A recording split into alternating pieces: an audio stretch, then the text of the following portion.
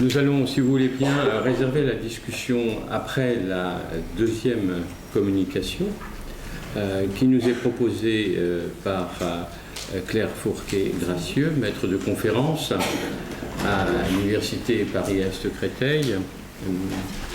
Elle est une spécialiste de stylistique et plus spécifiquement a travaillé sur le vers du XVIIe siècle, tant celui de Boileau, celui de Racine bien sûr, mais aussi de Corneille. Et elle nous propose donc une réflexion sur le rythme racinien. Bonjour, j'ouvre avec vous le deuxième volet de mon étude sur le vers de Racine. Je dois ce plaisir aux organisateurs de cette magnifique journée, que je remercie très chaleureusement. Il y a quelques années, devant un public composé également d'étudiants qui préparaient les concours de l'ENS, j'ai proposé une étude des vers partagés de Bérénice. Les vers partagés, ce sont ceux qui se répartissent entre plusieurs personnages. Aujourd'hui, mon analyse s'étend à toutes les tragédies de Racine et à tous les alexandrins, qu'ils soient partagés ou non, mais je vais juste restreindre mon étude aux actes 5 de ces tragédies. Permettez-moi de vous livrer d'emblée la thèse que je vais soutenir.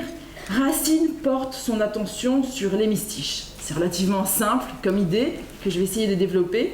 Voilà, donc c'est cette idée-là. En préambule, je voudrais repartir de l'étude que j'ai menée sur Bérénice.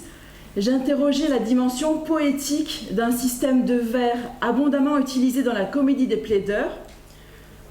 Alors, vous le voyez sur la diapositive, évidemment, la ligne concernant les plaideurs devrait se trouver, les plaideurs devraient se trouver à l'extrémité droite, ce qui n'est pas le cas sur la diapositive. Donc, avec 24% de vers qui sont des vers partagés, on a un trait de comédie. Les vers partagés se trouvent abondamment dans les comédies, beaucoup moins, vous le voyez, dans les tragédies, mais tout de même, dans Bérénice et Bajazet, on atteint plus de 4% des vers. Donc la question que je me posais était de savoir si les vers partagés entre plusieurs personnages dans Bérénice tiraient la tragédie vers le prosaïque et s'ils venaient affaiblir l'alexandrin, surtout lorsque le vers est partagé entre 3 prises de parole. J'en étais arrivée aux observations et conclusions suivantes que je me permets de rappeler. Alors une première observation tout d'abord, si vous regardez ce tableau qui met en perspective Bérénice, vous voyez que dans la dernière colonne en bleu figure le nombre de combinaisons, le nombre de combinaisons utilisées dans chaque tragédie. Au fur et à mesure, Racine varie les possibilités. Excusez-moi, je n'ai rien fait. Donc on passe de 4 à 5, puis 6, jusqu'à 7 à partir d'Iphigénie et dans Phèdre également. Donc vous avez cette première observation. On peut se demander à partir de cette observation si c'est un signe d'évolution, d'affaiblissement progressif de l'alexandrin. Une deuxième observation, toujours dans ce tableau, vous voyez en orange foncé la combinaison la plus utilisée dans une tragédie et en orange clair la deuxième combinaison la plus utilisée. Vous voyez que ce sont les 2 colonnes de 6 syllabes plus 6 syllabes ou alors de 3 plus 9 syllabes qui sont majoritairement employées. Je partage l'analyse de Jean-Michel Bouvard selon lequel lorsque vous avez 9 syllabes, il faut davantage percevoir un ensemble de 6 syllabes et 3 syllabes que 3 plus 3 plus 3. Donc la binarité ressort renforcée de cette configuration. Une première conclusion à présent, le travail des sonorités évite le risque de prosaïsme dans ces vers partagés. C'est à travers les sons que l'alexandrin reste proche du style élevé dans la mesure où au XVIIe siècle, certes, il est proche de la prose, mais il est aussi le signe du lyrisme et du style élevé dans les tragédies comme ailleurs. Une deuxième conclusion à laquelle j'étais arrivée, la brièveté que le personnage de Bérénice promeut vaut comme notation métalittéraire. Je cite Bérénice: « Je fuis de leur respect l'inutile longueur pour chercher un ami qui me parle du cœur. À la dimension sociale de la longueur s'opposait la dimension intimiste de la brièveté. » Si j'ai senti le besoin de rappeler ces observations, c'est parce qu'elles trouvent aujourd'hui un prolongement dans l'analyse de l'alexandrin et du rythme de l'alexandrin. Par rythme, je ne vais pas entendre aujourd'hui la combinaison syntaxique, mais davantage le retour des sonorités. Si l'on examine non plus le cas particulier des vers partagés, mais les alexandrins dans leur globalité, on peut se demander si Racine va adopter la démarche rhétorique d'un Corneille qui exploite vraiment la binarité du vers à travers des oppositions et des parallélismes. Et cela, je vais le faire à travers le passage en revue des derniers alexandrins, du dernier alexandrin de chaque pièce, puis des alexandrins de l'acte 5 des 10 tragédies. Là, il y aura un changement un petit peu d'échelle entre mes deux parties. Aussi réduit soit-il, le panorama des 12 vers finaux est très instructif. Je vous le propose tout d'abord par ordre croissant d'audace. Donc vous trouverez tout d'abord un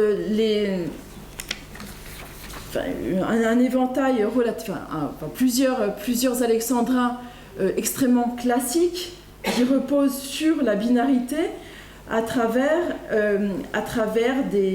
la parataxe sur le plan syntaxique, coordination, récompenser Achille et payer tes bienfaits, ou encore juxtaposition, que son nom soit béni, que son nom soit chanté. C'est le dernier alexandrin d'Esther, qui ne se termine pas par un alexandrin, mais que j'ai tout de même mentionné. Après cet ensemble d'alexandrins très classiques, qui met sur le même plan les deux hémistiches, Racine assouplit la symétrie. Donc dans cet ensemble que j'ai indiqué en bleu foncé, il place le complément dans un hémistiche, soit le premier, soit le second. Et donc c'est le rapport de dépendance sur le plan syntaxique qui apparaît. Et là on retrouve le mécanisme de la concordance différée. Allons nous délasser à voir d'autres procès dans la comédie des plaideurs que l'on retrouve. Voilà. Et puis vous avez comme complément dans le premier épistiche le vers de Mithridate, et par tout l'univers, cherchons-lui des vengeurs. Un troisième groupe apparaît dans 3 pièces où Racine pratique en rouge la discordance. Il trouble l'axe de symétrie, c'est-à-dire la césure. Vous le voyez notamment de manière extrêmement simple lorsque vous avez 2 phrases dans un même vers. On peut parler de contre-rejet interne pour nos efforts. Je vous rappelle que le contre-rejet consiste à placer un élément bref avant une position métrique forte. Et vous avez le rejet également du prédicat dans Bérénice pour la dernière fois, adieu, Seigneur, hélas. Donc c'est un vers partagé ici entre les 2 personnages d'Antiochus et de Bérénice. On pourrait croire, donc à travers ce panorama, vous voyez un éventail relativement large de la concordance à l'enjambement en passant par le mécanisme de la concordance différée, donc terminologie que j'emprunte à la traditionnelle analyse de Jean Mazalera. On pourrait croire que l'alexandrin est de moins en moins marqué d'une tragédie à l'autre, car jusqu'à Bérénice, vous voyez que la désarticulation est croissante. Dans ce tableau, j'ai classé les éléments du plus classique au moins classique, si tant est que l'on puisse parler de moins classique pour Racine. Donc vous voyez, rythme binaire, puis marquage de l'unité métrique, sans qu'il y ait de rythme binaire, puis assouplissement de la césure et désarticulation de la métrique. Bérénice se trouve à la suite d'un progressif, d'un progressif assouplissement. Donc on pourrait croire qu'il y a une évolution, mais l'idée d'évolution achoppe, puisque vous le voyez juste après Bérénice, de nouveau, l'unité syntaxique coïncide avec l'unité métrique. À la différence de ce que j'ai pu voir pour les verbes partagés, puisque l'assouplissement va croissant jusqu'à Phèdre. Étant donné que cette idée d'une évolution chronologique achoppe, on peut se demander s'il y a assouplissement ou soulignement de la binarité. Donc je souhaiterais me pencher à présent sur les deux groupes d'alexandrins finaux que l'on avait vus, c'est-à-dire ceux qui sont moins classiques.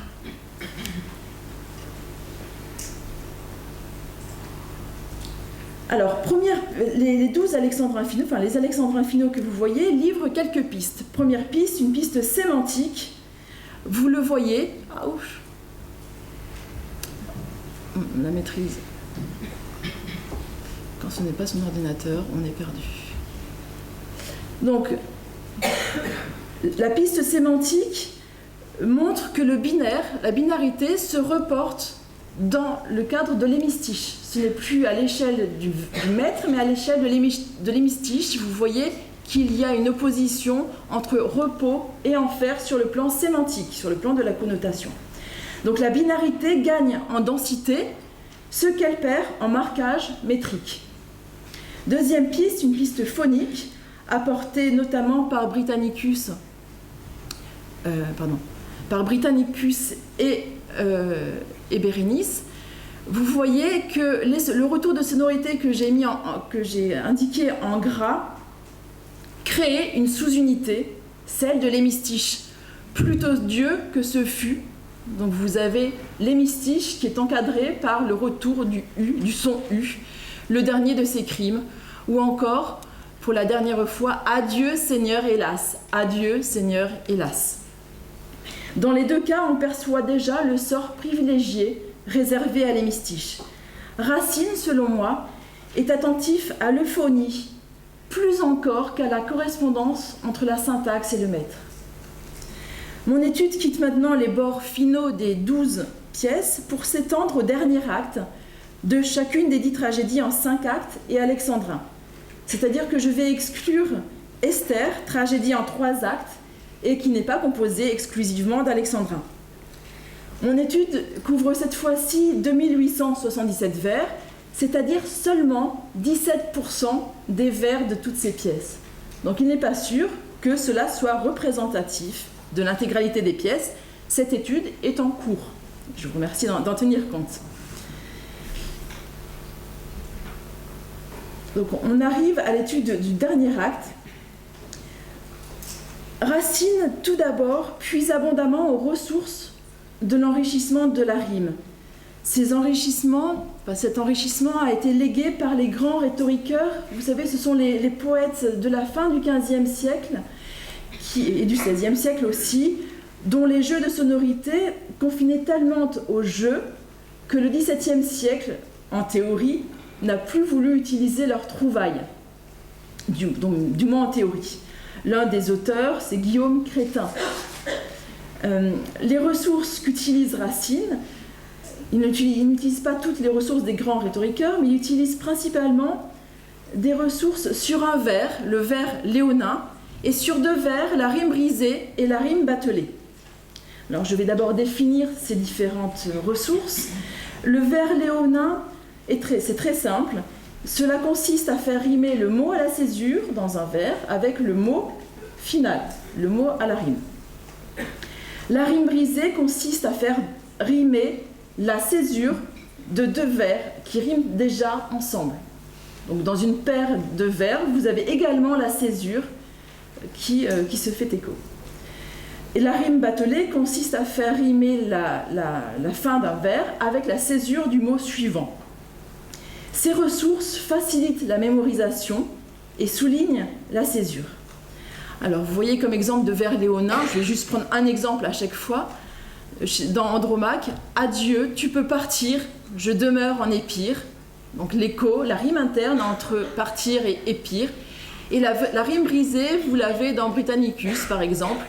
Mais bientôt elle a pris des chemins écartés où mes yeux ont suivi ses pas précipités. La rime brisée est fréquente, très fréquente chez Racine, surtout à partir d'Andromaque. La rime batelée est plus rare.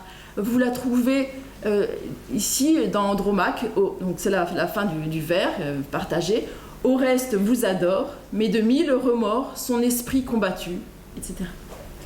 La rime batelée est plus rare dans les vers que j'ai examinés, mais la consultation fragmentaire que j'ai pu faire de la thèse de Christine Clément en 2009 sur la versification de Racine me fait penser que cette rareté est représentative des 9 tragédies profanes, puisque c'est sur les 9 tragédies profanes que travaille Christine Clément. Donc voilà pour les emprunts faits par Racine aux grands rhétoriqueurs.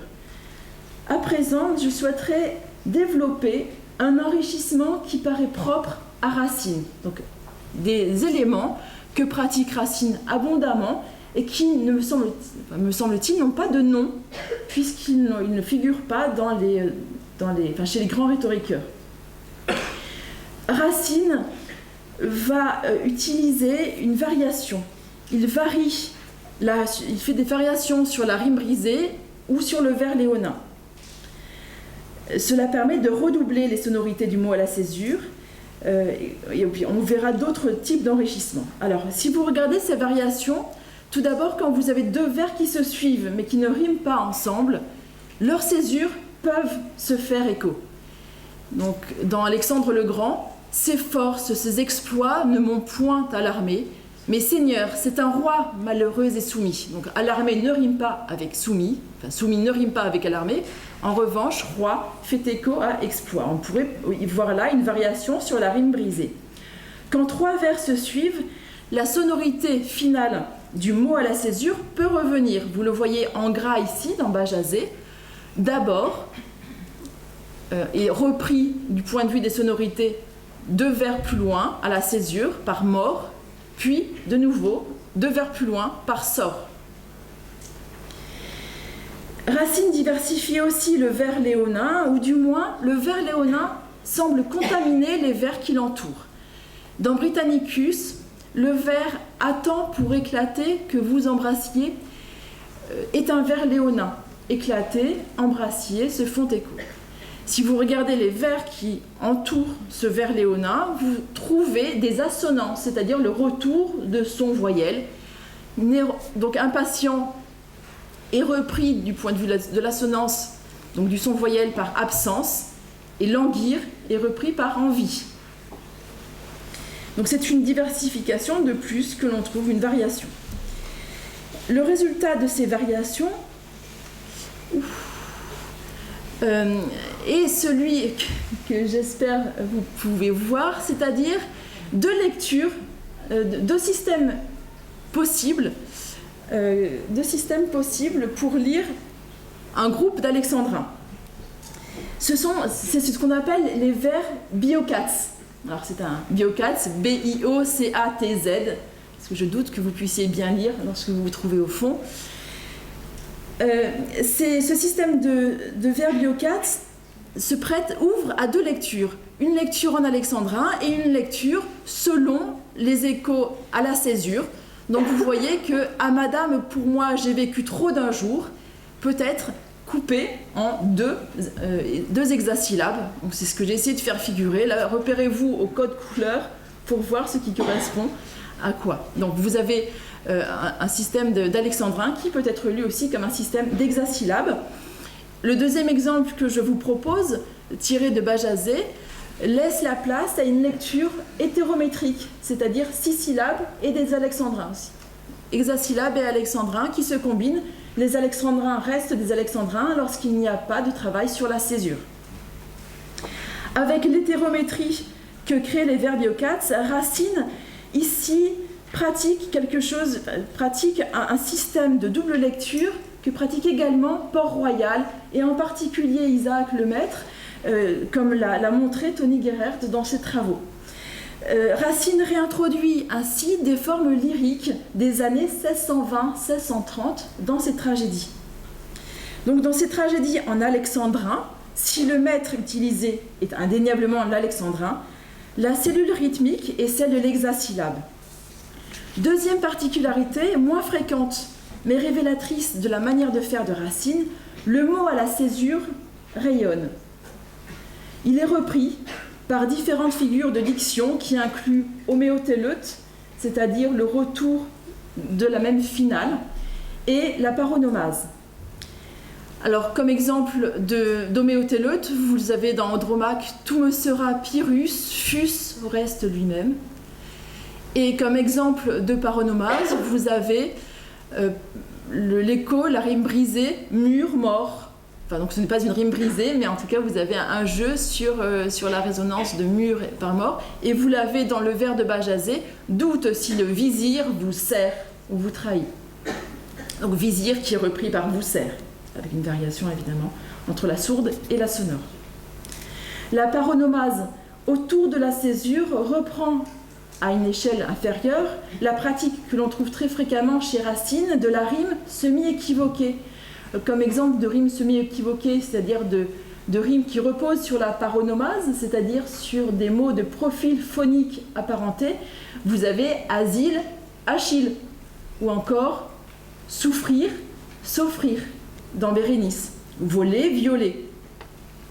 La troisième ressource qui est vraiment extrêmement fréquente chez Racine est de créer sur le plan phonique deux unités hémistiches. La césure ici n'est plus forcément travaillée phoniquement, mais le mot à la césure sert de frontière. La césure est une réelle frontière entre les hémistiches. Les hémistiches sont nettement caractérisés par des échos internes propres à l'hémistiche. Gide l'avait perçu à propos du vers de Phèdre, acte 4, scène 6. Donc le vers n'était qu'un faible essai des tourments que j'endure, selon Gide, contient dans les 7 premières syllabes 6 répétitions du son « et », presque le même, qu'il s'agit pourtant de distinguer subtilement. Alors je vous ai proposé plusieurs exemples où les deux hémistiches sont vraiment extrêmement différents. Alors on va prendre 2 exemples. « Ah, je n'en doute pas », avec le retour du son « A » en clôture de ce premier hémistiche. Et ensuite, vous avez le retour de la suite phonique « aime »,« aimons » et « magnanime ». Vous avez la même chose, vous avez aussi une distinction entre 2 allitérations. Premier hémistiche, vous avez l'explosif « peu » d'un peuple qui se presse. Second hémistiche, la dentale revient autour de cette tente. Donc Racine enrichit cette tradition des jeux phoniques pour isoler les alexandrins ou pour jouer sur leurs frontières. Au terme de ce parcours sonore, il apparaît que chez Racine, la cellule première de l'alexandrin est bien l'hémistiche, en tout cas me semble-t-il. Pour lui, l'alexandrin est un vers composé de 2 vers simples, et il entend la césure comme une pause. Ce sont 2 caractéristiques qui ne sont pas nouvelles, qui correspondent tout à fait à la définition classique de l'alexandrin. Voilà. Cette pratique, d'ailleurs, se vérifie dans un poème de Racine tiré des Cantiques spirituels à la louange de la charité. Les premières strophes, composées d'un alexandrin puis de 5 octosyllabes, peuvent être lues un petit peu différemment, c'est-à-dire qu'on peut voir 2 hexasyllabes puis des octosyllabes. Vous le voyez en effet en gras, vous avez, si on regarde juste la première strophe, les méchants m'ont vanté, vous avez vanté à la césure, qui est repris à la rime un peu plus loin par de l'éternelle vérité, vérité, qui est la rime d'appel avec charité en réponse. Donc vous avez le système vanté, vérité, charité. Et c'est la même chose pour les autres strophes, soit c'est une rime, une homéotéleute réelle, c'est-à-dire l'intégralité de la fin qui est identique, soit c'est une assonance, notamment esprit, qui est repris dans avenir et souvenir, avec une inversion.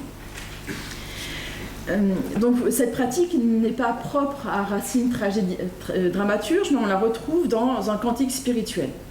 Nous ne voulons pas dire pour autant que l'hémistiche est la cellule minimale du poète Racine. Racine n'était pas un fétichiste de l'hexasyllabe. En effet, dans le reste de son œuvre, non plus dramatique mais lyrique, on remarque que l'hexasyllabe n'est pas privilégié. Ce que vous trouvez surtout, ce sont des octosyllabes et des heptasyllabes. Ou alors c'est un système hétérométrique qui est employé. Mais dans tous les cas, il s'agit de mettre court. Donc l'heptasyllabe, l'octosyllabe ou l'hexasyllabe. À la différence de Corneille, qu'il s'agisse de ces tragédies, ou encore de ces poèmes mondains ou spirituels, utilise majoritairement l'alexandrin. Je ne veux pas dire non plus que le travail ne se fait pas à l'échelle du vers. Évidemment, on le sait bien, Racine fait rebondir le même son sur tout le vers. Hein. C'est le cas de l'harmonie imitative dans Andromaque, mais vous la connaissez, donc je vais changer. On peut prendre le retour du son. Ar, la reine part, Seigneur, elle part dès ce soir. Ou encore, de son propre sang souiller le sanctuaire. Je mets de côté ici l'interprétation, mais c'est une pratique qui peut s'étendre à l'alexandrin sans aucun problème. Mais du moins, Racine attache une attention particulière à l'unité hémistiche. Je proposerai 3 explications. Racine comme oreille classique, Racine comme dramaturge soucieux de ses comédiens, et Racine poète. Première explication, Racine est une oreille classique. Je vous rappelle le contexte. Depuis Ronsard, la césure, vous l'avez dit, est perçue comme un repos demandant que l'hémistiche ait un sens complet. Alors là, c'est la citation évidemment de Boileau. Boileau a immortalisé cette définition de l'alexandrin, que toujours dans vos vers, le sens coupant les mots suspende l'hémistiche et marque le repos. Donc vous avez les deux données, le sens et le repos. Or, c'est davantage Claude Lancelot, le théoricien de la poésie port-royaliste, que Boileau, qui vient en tête lorsqu'on observe les vers partagés de Bérénice, mais aussi les alexandrins des tragédies, en tout cas dans les actes 5. Selon Lancelot, il n'est pas nécessaire que le sens finisse à la césure. Et en effet, si Racine partage avec Boileau et les autres l'insistance sur le repos, sur la pause, il semble qu'il dissocie cette pause de la syntaxe pour l'ancrer dans un travail des sonorités. Il remplace, là je vais être un peu caricatural, il remplacerait le principe du sens par celui du son. D'où l'idée d'une oreille classique. Deuxième explication, en raison de cette multiplicité de jeux sonores, je me demande si Racine n'était pas soucieux de ses comédiens. Les jeux sonores, en effet, multiplient les accroches phoniques pour retenir le texte. Mais leur variété est justement problématique, parce qu'elles enlèvent de la constance. Vous voyez un critique actuel écrire « Les moyens mnémotechniques ne sont efficaces que dans la mesure où ils sont d'une application constante. Les acteurs habitués à s'y fier se trouveraient déroutés s'ils faisaient brusquement défaut. Aussi faut-il admettre qu'il y a un autre moyen avertissant l'interlocuteur qu'il doit débiter sa réplique. » Donc c'est une vraie question que je pose aux comédiens et aussi aux lecteurs des arts de comédiens du XVIIe siècle. Est-ce indispensable qu'il y ait constance, sinon constance, du moins régularité, pour que les échos sonores soient considérés comme mnémotechniques? Enfin, Racine poète.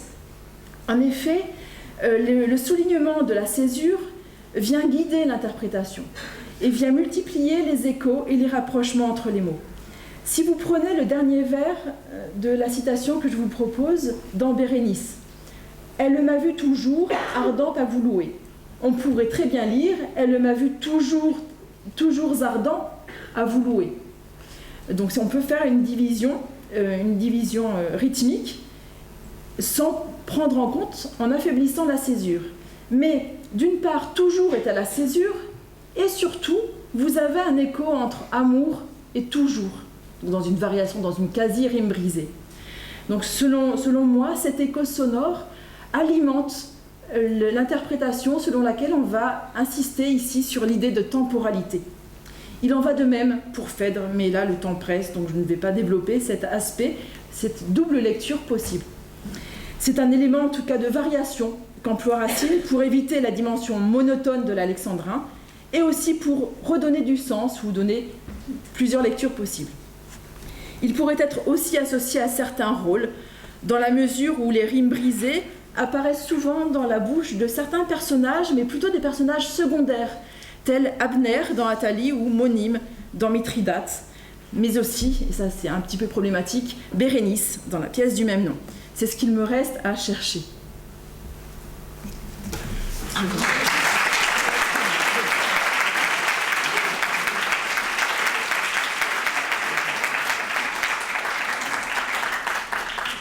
Un grand merci pour cette communication si attentive à la question à la fois du rythme et de la mémoire. Je crois que c'est une manière de lier la question du sens à la diction et la déclamation.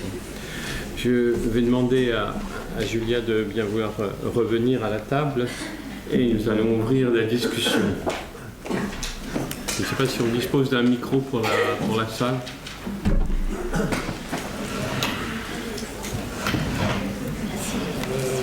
Il y en avait un, Il est là.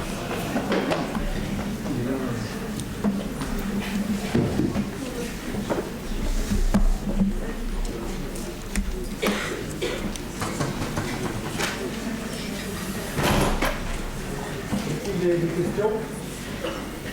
Une question pour Madame de Gasquier. Plutôt,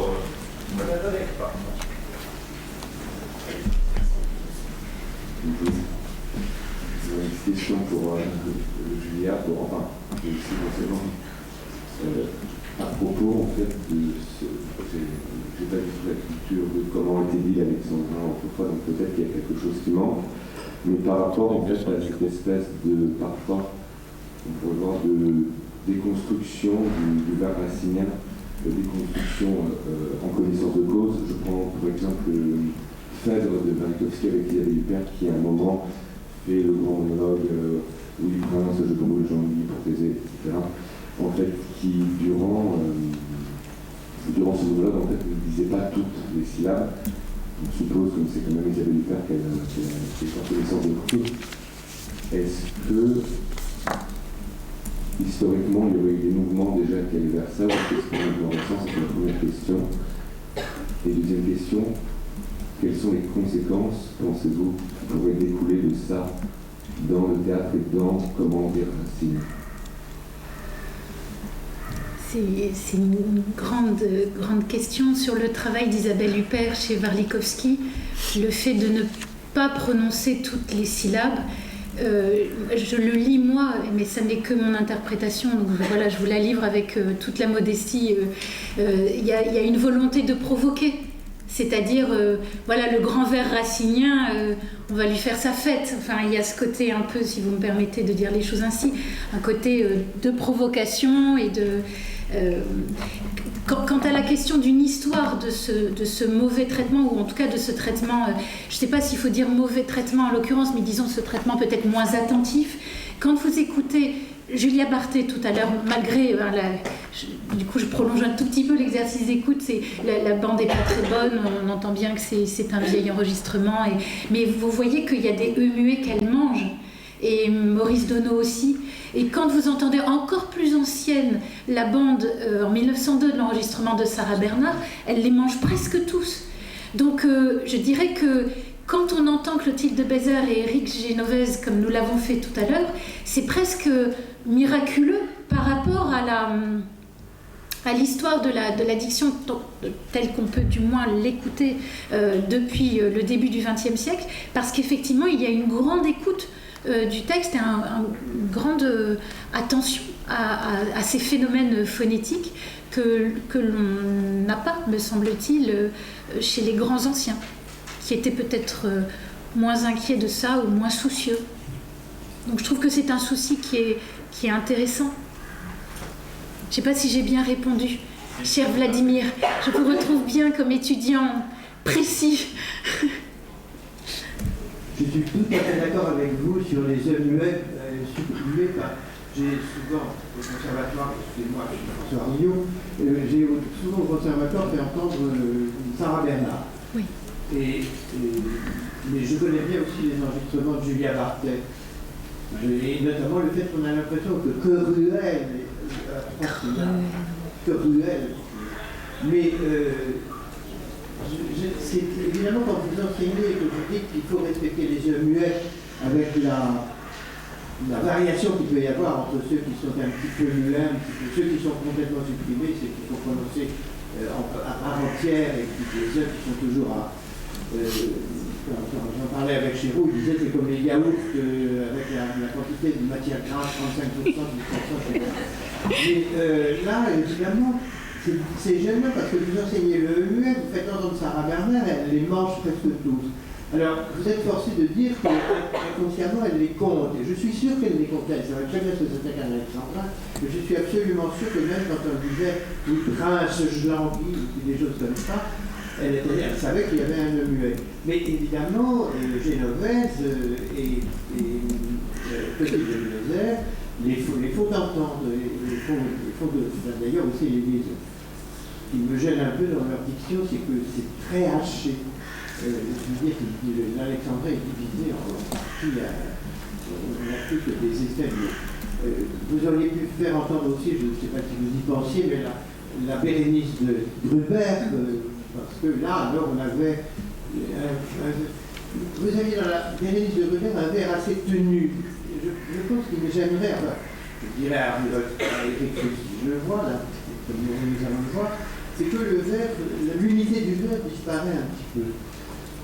À cause des éléments sur lesquels on veut bien insister pour faire comprendre. Et dans la Bérénice de Gruber, les liaisons avaient disparu parce qu'ils séparaient en 4 mots différents. La plupart des vers, ça donnait que le jour recommence et que le jour avec des séparations. Donc les liaisons sautaient, mais on entendait l'unité du vers. Donc tout ça veut dire que, évidemment, dans toutes ces variations dont vous avez très bien décrit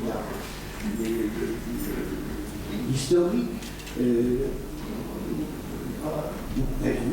on perd quelque chose ici, on gagne quelque chose là, c'est concernant un peu de cette façon-là.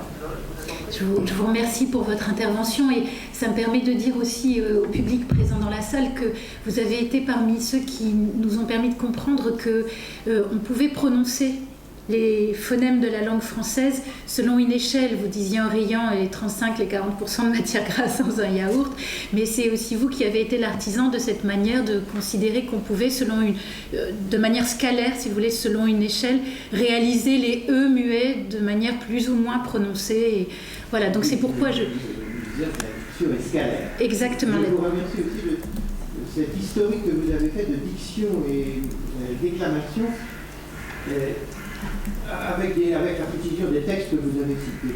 Parce que, en principe, aujourd'hui, dans l'opinion, déclamation, c'est toujours mal vu. Parce qu'elle déclame, il déclame, gna. Et alors, diction est devenue quelque chose qui semble être beaucoup plus pur et moins déclamatoire.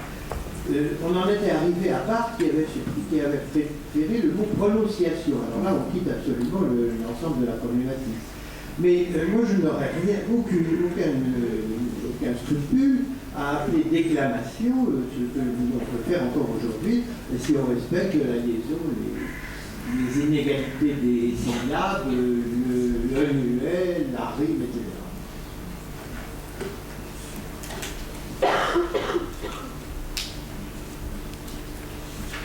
C'était aussi une question à madame. Vous n'avez pas du tout parlé du travail qui a mené Antoine Vitesse avec ses acteurs sur Bérénice, Phèdre, Andromaque, dont il était très iconoclaste à l'époque, il a été très critiqué, et pourtant, à entendre, j'ai eu l'occasion de voir une de ses leçons dans un DVD auquel j'ai eu accès. Je trouve ça assez extraordinaire aussi, cette liberté qu'il a donnée aux interprètes, finalement, d'aller. Alors, tout en respectant, il ne voulait absolument pas que l'alexandrin soit édenté, comme il disait. Il fallait qu'il y ait les 12. Mais par contre, il leur disait, mais si vous voulez, on pourrait aussi accentuer les mots atones, comme les petits le, les petits là, les ça, faire des pauses étonnantes aussi. Et ça donne quelque chose, tout à coup, le vers est réentendu dans toute sa force. Et j'ai trouvé ça, moi qui ne l'ai pas vu en direct, assez extraordinaire. C'est seulement pour vous demander pourquoi vous ne l'avez pas parlé. Oui, je vous remercie beaucoup pour votre remarque. Et ça me permet de dire aussi que dans le temps qui m'était imparti, j'ai fait des choix. Et voilà. Et le fait est que c'est chaque fois que je parle qu'il y a la musiquette, c'est comme ça. Je vais attendre qu'elle finisse juste pour aller au bout de ma phrase, si vous me permettez.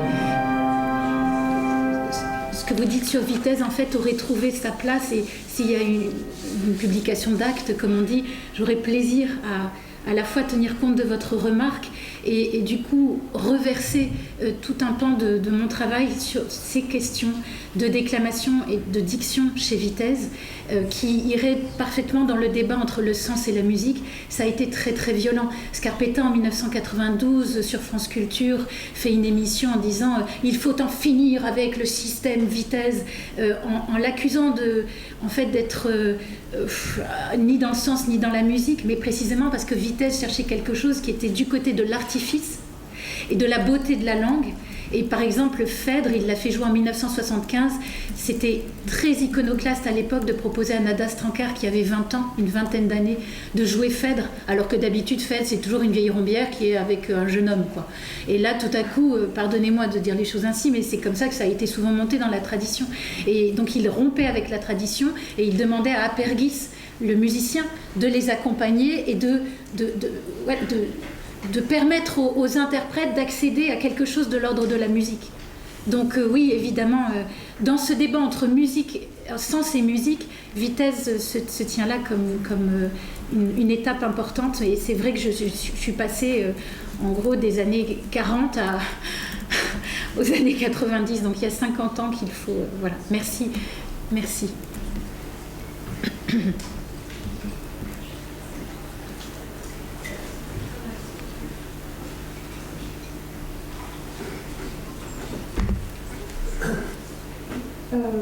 C'était très intéressant du coup d'avoir deux interventions finalement assez différentes sur l'interprétation du vers, d'une part théâtrale et d'autre part assez technique dans l'écriture.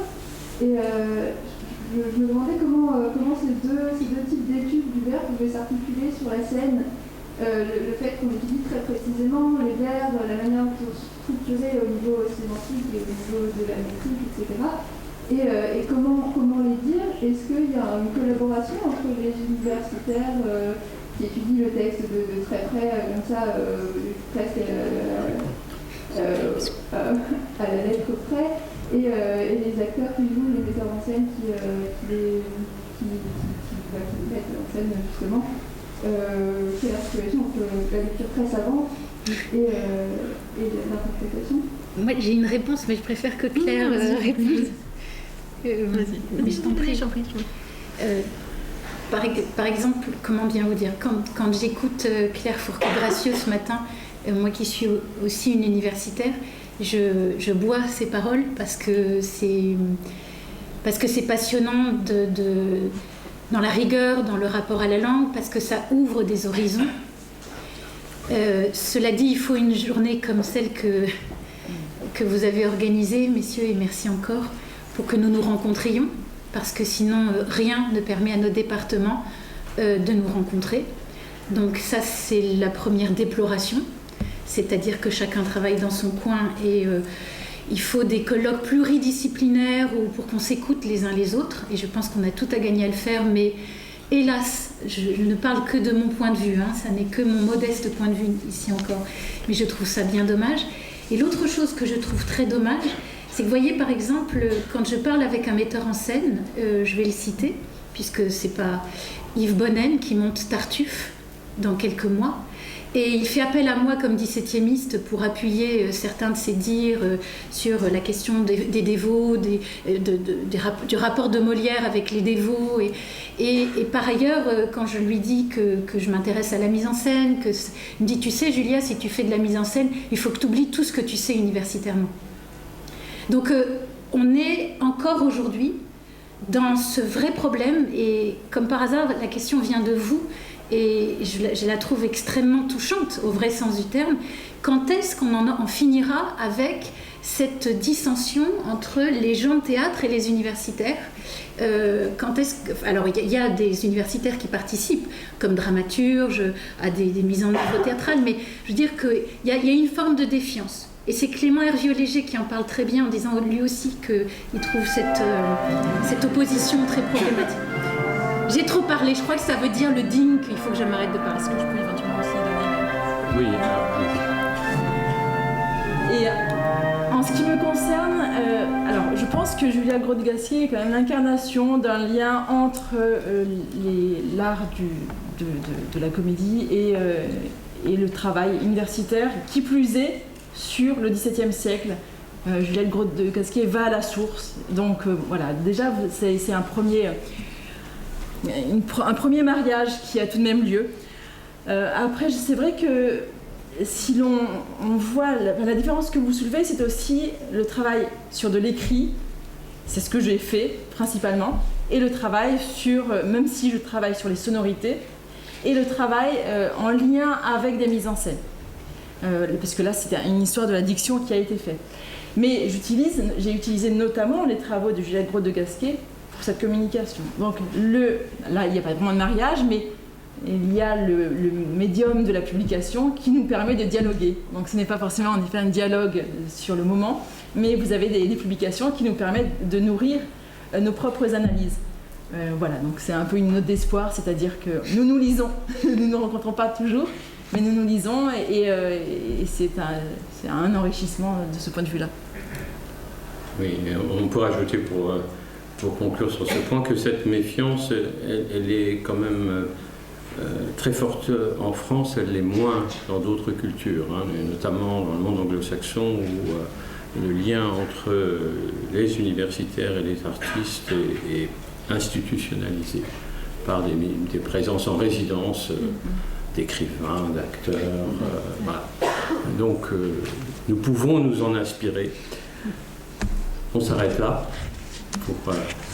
et on dispose en termes de pause de 10 minutes. 10 minutes donc, et nous nous retrouvons pour la deuxième partie de la matinée.